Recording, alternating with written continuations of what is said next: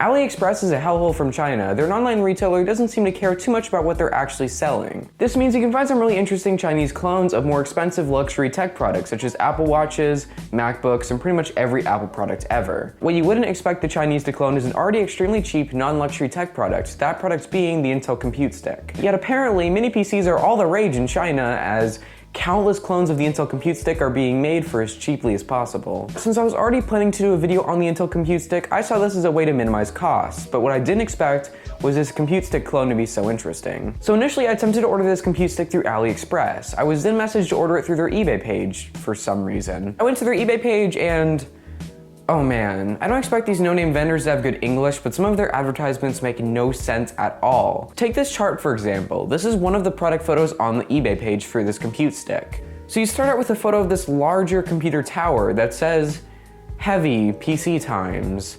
Then you take a step down to that to big PC times. But then you have the Compute Stick, which apparently has next super mini PC times. Are they talking about start times? Are they talking about the actual size of the unit? I have no idea. Anyway, after ordering it from their eBay page and waiting for about a month, I finally got this Compute Stick, and I've been pretty impressed with it. We say our cell phones are pocket computers, and yes, they are pocketable computers, but they cannot run Windows due to architectural differences, which this Compute Stick can. This Compute Stick can run both Windows 10 and Android, and can fit in your pocket, and only costs $70.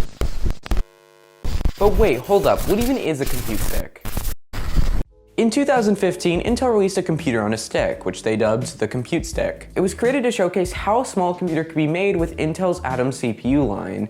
Basically, it was a ploy to bring awareness to Intel's previously discontinued Atom line of processors. It was also meant to demonstrate how Intel Atoms could be relatively powerful and have an extremely low TDP. The Compute Stick had a similar design and use case to the Chromecast. Advertisements were also released to show how this could be used in the education and job environment as a portable low-cost computer that could be used on any projector or TV in a school or workplace building. How this Compute Stick clone attempted to advertise was a bit different. The manufacturer thought this would be a great smart TV replacement, so they made sure to set Windows 10 to default to tablet mode, meaning only one window could be used at once, and also the display was set to scale at 150%. Once all the annoying TV-friendly settings are removed though, you have a full Windows 10 PC. It's not like Windows 10 comes unactivated either. This is full activated 32-bit Windows Home. And yes, the bootloader is locked to 32 bits, so installing 64-bit Windows onto this Compute Stick is not possible.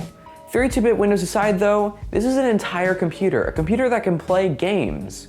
Sort of. With specs comparable to a modern netbook, you shouldn't expect much. Also, it's worth noting that the 13 gigabytes of internal storage I had left over out of the box cannot house too many games. So if you're really going to use a Compute Stick often, you're going to need a micro SD card or some kind of USB storage. So how much game performance can you get out of this Compute Stick with a 3-watt CPU and GPU combo? Let's find out.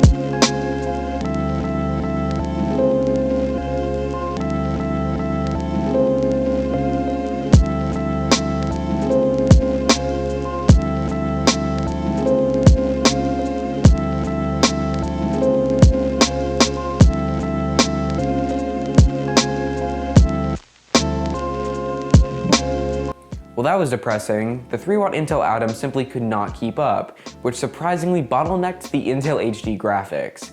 Yes, the processor is that bad that it bottlenecked its own integrated graphics. In terms of gaming performance, this Compute Stick would be somewhere in between the 6th and 7th generation of consoles, so not really equipped for intense, well, really anything beyond web browsing and word processing. So that's a $70 Chinese clone. It's surprisingly decent. And if you haven't already noticed, I have not been comparing this Compute Stick clone with a normal real Intel Compute Stick.